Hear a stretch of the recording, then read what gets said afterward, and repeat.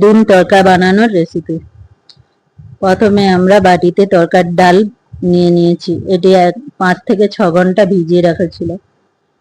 এরপর প্রেসার কুকারে এলাচ, দারুচিনি, লবঙ্গ দিয়ে এর মধ্যে ডালগুলো দিয়ে হলুদ গুঁড়ো 2 চামচ, লবণ দিয়ে 3টে সিটি দিয়ে দিতে হবে।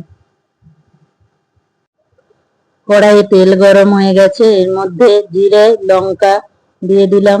এরপর কাঁচা লঙ্কা, রসুন কুচি দিয়ে ভেজে নিলাম। এরপর আদা দিয়ে দিলাম, আদা দিয়েও ভেজে নিলাম। এরপর পেঁয়াজ কুচি দিয়ে দিলাম, পেঁয়াজ কুচি দিয়ে ভেজে নিলাম। সমস্ত কিছুকে ভেজে নিতে হবে। ভাজা হয়ে গেলে টমেটো কুচি দিয়ে দিতে হবে। টমেটো কুচি দিয়ে নেড়ে চেড়ে মিশিয়ে নিতে হবে। 2টো ডিম দিয়ে দিতে হবে। ডিম দুটোকে নেড়ে ভেজে নিতে হবে। এবার সমস্ত মশলার সাথে ডিমগুলোকে নেড়ে চেড়ে মিশিয়ে নিতে হবে। মেশানো হয়ে গেছে। এরপর লঙ্কা গুঁড়ি 1 চামচ দিয়ে দিতে হবে। হলুদ গুঁড়া 1/2 চামচ দিয়ে দিতে হবে।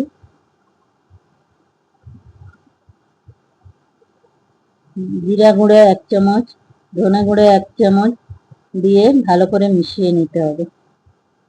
মশলার সাথে মিশিয়ে নেওয়া হলো। মশলা থেকে তেল ছাড়ছে। এরপর সামান্য জল দিয়ে দিতে হবে। জল দিয়ে সমস্ত কিছু ভালো করে মিশিয়ে নিতে হবে আবারও। এরপর তড়কা মশলা দিয়ে দিতে হবে। তড়কা মশলা দিয়ে ভালো করে মিশিয়ে নিতে হবে। মেশানো হয়ে গেছে। এরপর 1 চামচ লবণ দিয়ে দিতে হবে। লবণ দিয়ে ভালো করে মিশিয়ে সেদ্ধ করা ডালগুলো দিয়ে দিতে হবে। ডাল দিয়েও আবারও ভালো করে মিশিয়ে নিতে হবে।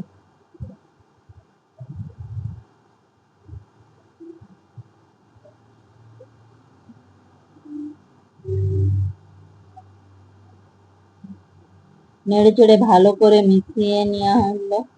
এরপর ঢাকা দিয়ে সেদ্ধ করতে হবে।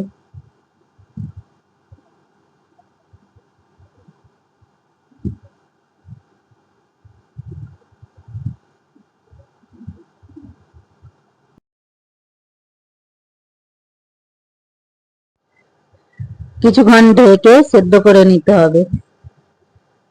ঢাকা খুলে আবারও নেড়ে মিশিয়ে নিতে হবে সবকিছুতে।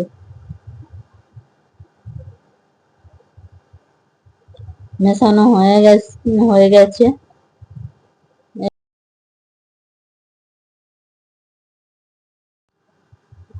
এরপর 1 চামচ চিনি দিয়ে মিশিয়ে নিচ্ছি। আবারও একবার ঢাকনা দিয়ে কিছুক্ষণ রেখে ঢাকনা খুলে আবারও নেড়ে নিতে হবে। এরপর বাটার দিয়ে দিতে হবে। এর মধ্যে বাটার দিয়ে মিশিয়ে নিতে হবে।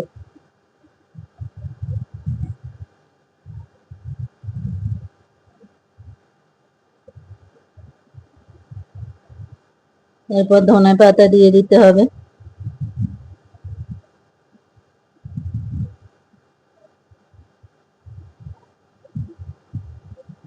ধনে পাতা দিয়ে বাটার দিয়ে সমস্ত কিছুকে ভালো করে মিশিয়ে নিতে হবে। মেশানো হয়ে গেছে। আবারও ঢাকা দিয়ে একটু ফুটিয়ে নিতে হবে। এবার তড়কা দেওয়ার জন্য ডাবুর মধ্যে তেল, জিরে, রসুন আর লঙ্কা গুঁড়া দিয়ে ফুটিয়ে নিতে হবে।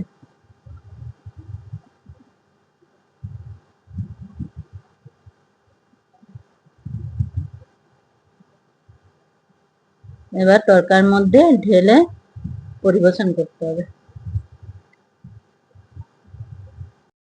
এইভাবেই তৈরি হয়ে গেল সুস্বাদু ডিম তড়কা।